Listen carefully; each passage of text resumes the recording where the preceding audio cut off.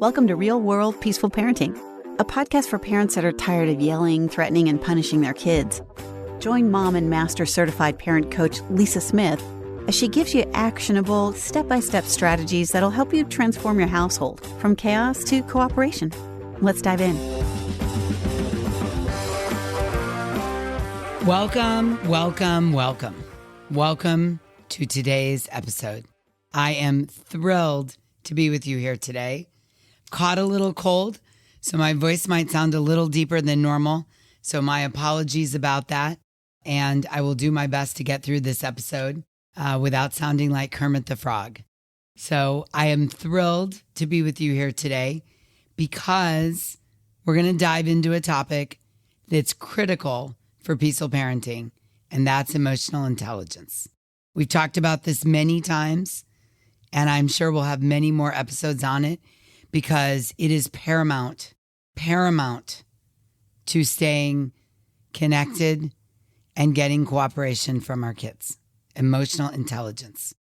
You know, it's funny. No one tells us when we become parents that suddenly we need to become experts in managing our own emotions and that we will be challenged on managing our own emotions at every turn of the corner, right? No one tells us that. But here's the thing. It's never too late to show up for yourself and manage your emotions so you can show up for your kids. Let me share a quick story with you. Recently, I was working with a dad named Mike, and Mike was struggling with his 15-year-old daughter's sudden withdrawal and mood swings. And if you've had a 15-year-old, you know what I'm talking about. Yeah? So Mike found himself constantly frustrated, thinking, what happened to my sweet little girl? Where did she go? Conversations have become a minefield of eye rolls and slammed doors. When we started exploring emotional intelligence techniques, something clicked for Mike. He learned to pause before reacting. He learned to listen to what his daughter wasn't saying out loud. And instead of immediately jumping to fix things or lecture, he started asking open-ended questions and validating her feelings.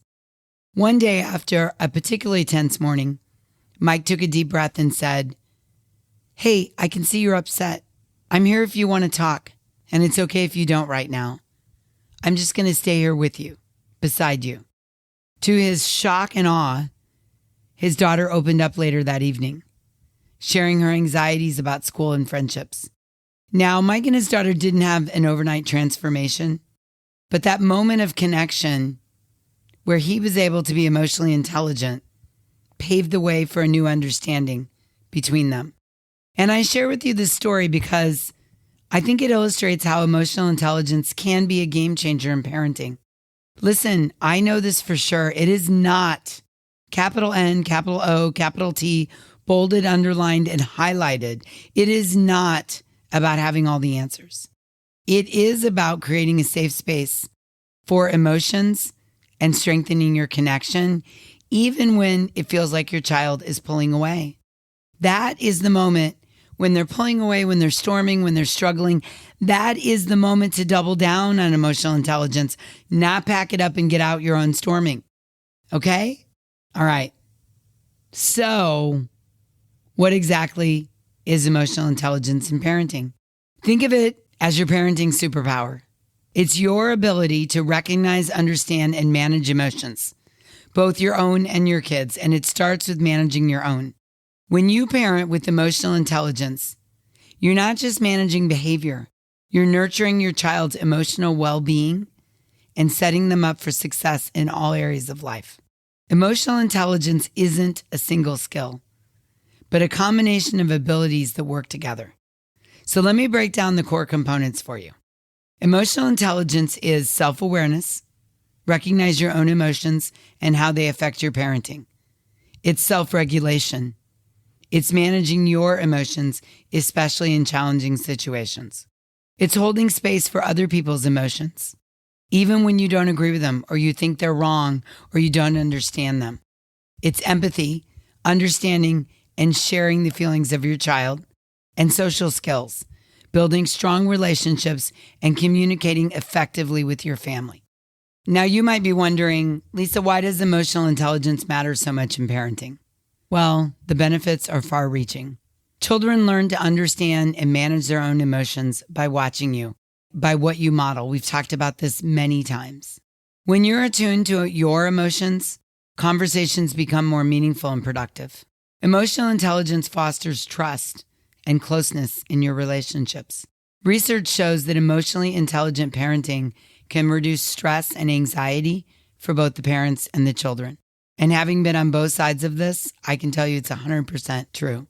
And children learn how to navigate disagreements and solve problems effectively when they're around emotionally intelligent parents. By prioritizing emotional intelligence, you're not just parenting, you're preparing your child for a lifetime of emotional resilience and healthy relationships. Let me ask you, have you ever found yourself reacting to your child's behavior without understanding the emotions behind it? Yeah, I know, we've all been there. Here's the good news. Emotional intelligence can be learned and improved at any age. It is possible for you, I promise. So now I want to share some practical strategies to nurture emotional intelligence in your family. Here's what I want you to do.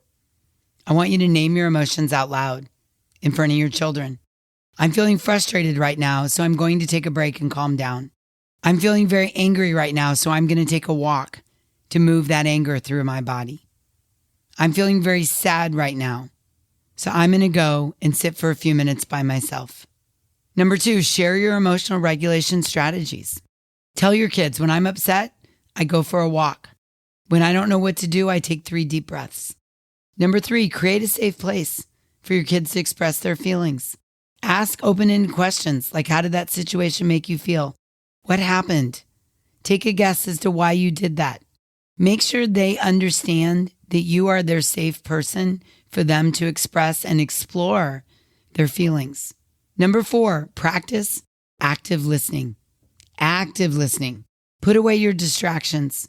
Give your kids your full attention when they're speaking, particularly when they're upset.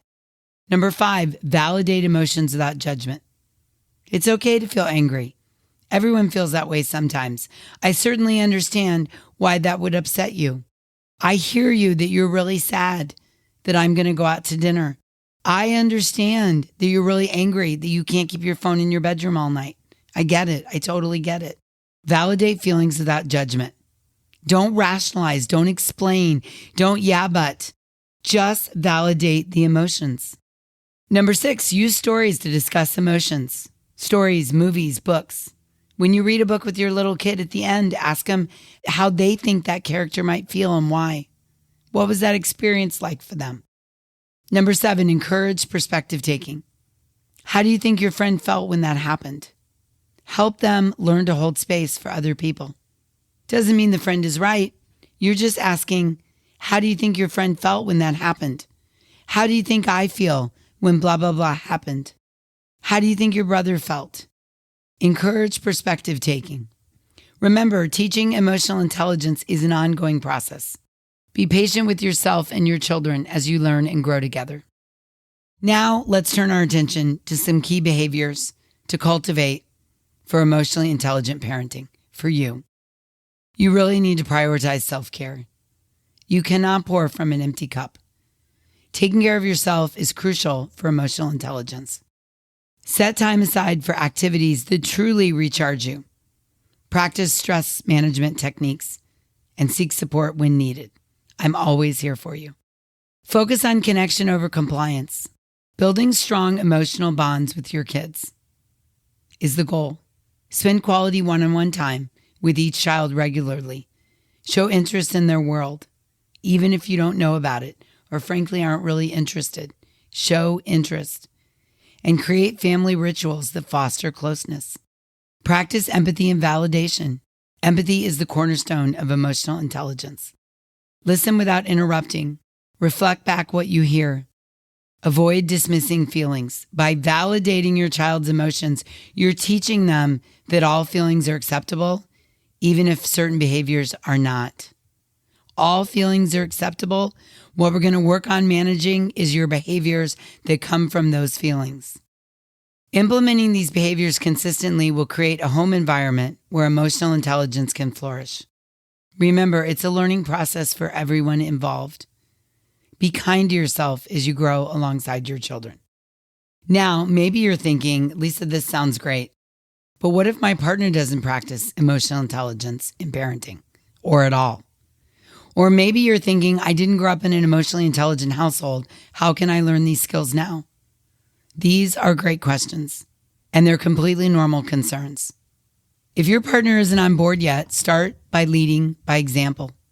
Share what you're learning about emotional intelligence and how it's impacting your relationship with your kids.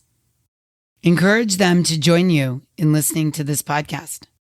If they're resistant, focus on your own growth and how you interact with your children.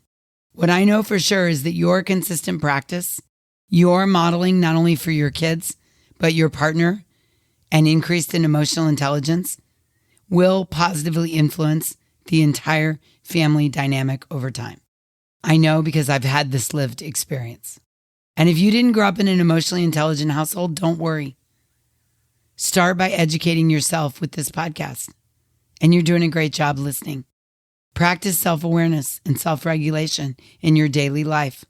And please know it's totally normal and okay to make mistakes. What matters is your commitment to growth and improvement. So here's your homework assignment for this week. Speaking of growth and improvement, I want you to practice naming your emotions out loud when you're with your kids. The good, the bad, the ugly. Name all your emotions. Notice how this small change impacts your interactions. Think of a time when you successfully used emotional intelligence to navigate a parenting challenge. Reflect on that experience and consider how you can apply similar strategies in the future. And if you're ready to dig deeper into raising your emotional intelligence in your parenting, then I would be remiss if I did not personally invite you to join the Hive. The Hive is where I teach parents exactly like you, exactly how to develop their emotional intelligence with personalized strategies that were created just for you. In the Hive, you and I will work together to transform these concepts into real-world parenting tools that work for you and your unique family situation. So if this feels like the moment to jump in and have me as your coach and increase your emotional intelligence for your family, then I want you to go to thehivecoaching.com where you're going to learn more and get yourself signed up. Go there right now. Don't wait.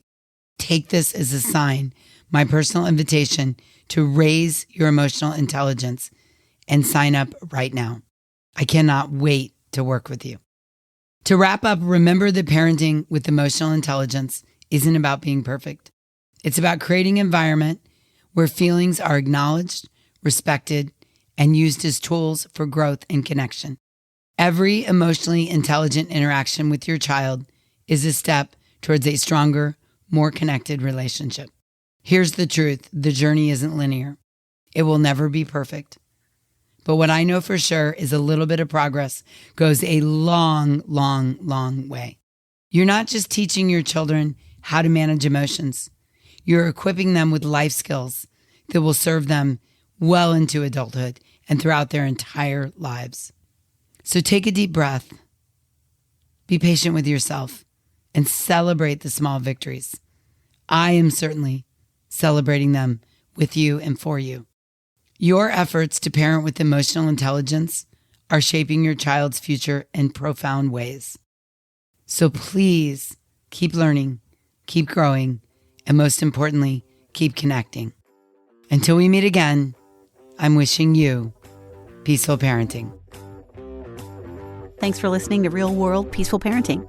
If you want more info on how you can transform your parenting, visit thepeacefulparent.com. See you soon.